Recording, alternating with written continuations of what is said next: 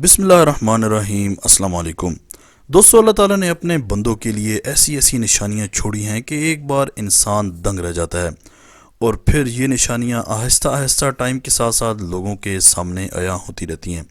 آج کی اس ویڈیو میں آپ کے لیے وہ جگہ یا وہ غار لے کر آیا ہوں جس میں اصحاب کہف یعنی 7 لوگ 300 سال تک سوتے رہے، جن کے ساتھ ایک کتا بھی تھا۔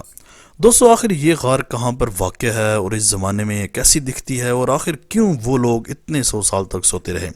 دوستو، یہ ویڈیو بہت زیادہ انٹرسٹنگ ہے، آپ لوگوں نے پوری دیکھنی ہے، اور اگر ابھی تک آپ نے ماجد ٹی وی کو سبسکرائب نہیں کیا تو جلدی سے اس چینل کو سبسکرائب کر کے بیل آئیکن پریس کر دیں۔ دوستو، اصحاب کہف کا پورا تذکرہ اللہ تعالیٰ نے قرآن مجید کی ایک سورت یعنی سورۃ الکہف میں بیان کیا ہے۔ یہ دور حضرت عیسیٰ علیہ السلام کا دور کہلاتا ہے، جب اللہ تعالیٰ نے ان کو موجودہ فلسطین میں اسلام کی تبلیغ کے لیے بھیجا تھا، اور اس وقت یہ علاقہ رومن امپائر میں شمار ہوتا تھا، اور یہ لوگ بت پرست تھے،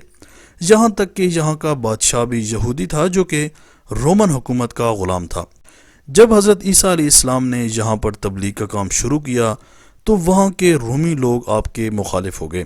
اور آپ کو گرفتار کر کے سولی پر لٹکانا چاہا، مگر اللہ تعالیٰ کے حکم سے آپ کو آسمان پر زندہ اٹھا لیا گیا۔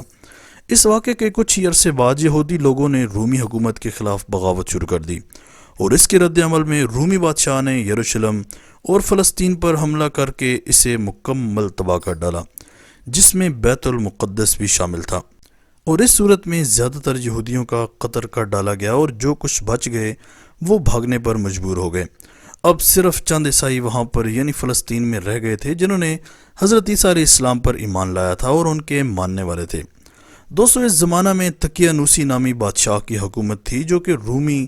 اور بت پرست تھا، اس لیے اس نے تمام عیسائیوں پر ظلم و ستم کرنا شروع کر دیا، حتیٰ کہ ایک دن بادشاہ نے چند نوجوان عیسائیوں کو اپنے ہاں بلوایا اور یہ کہا کہ تم اپنا دین یعنی عیسائیت سے باز آ جاؤ اور چھوڑ دو، نہیں تو تمہیں جان سے مار دیا جائے گا۔ اور دوستو، یہی وہ اصحاب کہف تھے جن کا ذکر قرآن پاک میں آیا ہے۔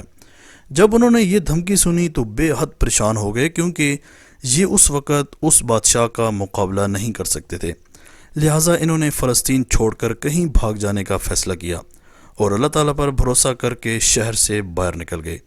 کہ اب اللہ ہی ہمارا مددگار ہوگا، یہاں تک کہ وہ ایک پہاڑ کی غار میں چھپ گئے اور وہیں اسی غار میں ہی سو گئے، اور ایسے سوئے کہ 300 سال کا عرصہ گزر گیا اور یہ سوتے رہے، یعنی 300 سال میں رومن بادشاہ بھی مر گیا اور کتنی ہی حکومتیں آئیں اور چلی گئیں۔ دوستو، جہاں پر یہ غار موجود تھی وہ موجودہ جورڈن کا علاقہ ہے، اور یہ ہے وہ غار جس میں انہوں نے 300 سال تک آرام کیا۔ اب دیکھ سکتے ہیں کہ کیسے اللہ تعالیٰ نے ان کو باقیوں کے لیے نشانی کے طور پر زندہ رکھا، جہاں پر لاکھوں کی تعداد میں لوگ جاتے ہیں اور دیکھتے ہیں۔ اور دوستو، اہل کہف کی قبریں بھی اسی غار میں موجود ہیں۔ کیسا لگتا ہے جب آپ ان نشانیوں کو دیکھتے ہیں یا ان جگہوں کو دیکھتے ہیں جو کہ تاریخ سے اتنی زیادہ جڑی ہوئی ہوتی ہیں؟ دوستو، اگر آپ اصحاب کہف کا دوسرا پارٹ بھی دیکھنا چاہتے ہیں تو کمنٹ سیکشن میں لازمی بتائیے گا، اور اس غار کے بارے میں کمنٹ سیکشن میں اپنی قیمتی رائے کا اظہار ضرور کیجیے گا۔ آج تک کے لیے اتنے ہی۔ اسی طرح کے امیزنگ ویڈیوز کے لیے ماجد ٹی وی کو سبسکرائب کر کے بیل آئیکن پریس کر دیں، تاکہ ماجد ٹی وی کے آنے والی ہر ویڈیو کی نوٹیفیکیشن آپ کو آسانی سے ملتی رہے۔ اگلی ویڈیو تک کے لیے اجازت دیجیے۔ اللہ حافظ۔